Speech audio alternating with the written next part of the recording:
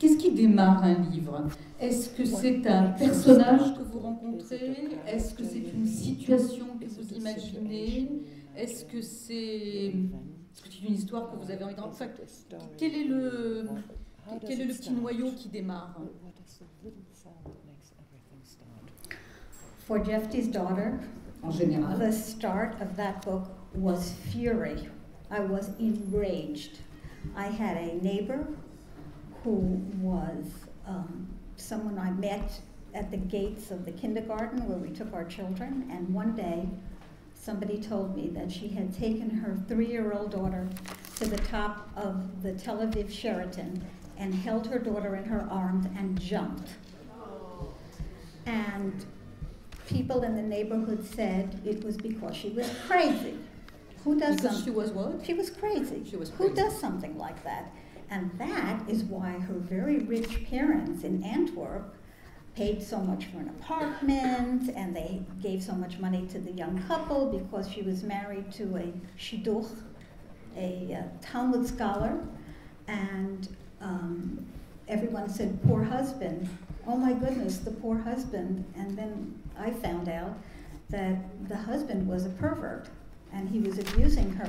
He was abusing his daughter, and she killed herself because if she had gotten a divorce, he would have gotten custody of her daughter and the child she was carrying. So I was so angry at this common knowledge that it had to be her fault, and I wanted to show how a lovely, intelligent woman can be driven to such an act by domestic abuse.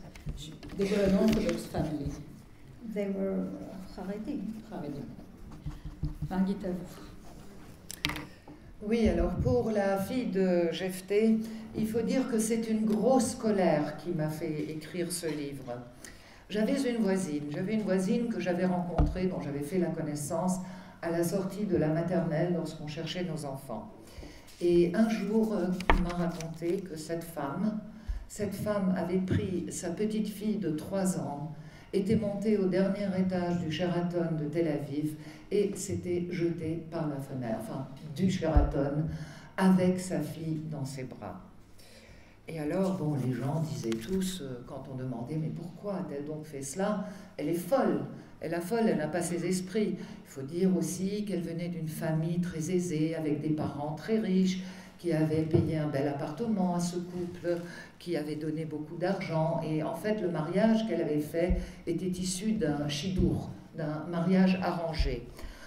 Donc, ce mariage avait été arrangé avec un garçon qui étudiait dans une yeshiva. Les parents avaient donné l'argent, et puis le garçon étudiait dans la yeshiva, et tout le monde, après qu'elle se soit suicidée, disait « Oh là là, le pauvre mari », tout le monde le prenait en pitié. Et on se disait, voilà, qui veut faire ça, prendre sa fille dans ses bras et se jeter par la fenêtre, enfin se suicider. Mais cette femme, eh bien, je voulais justement montrer comment une femme intelligente, intéressante, pouvait faire ce geste.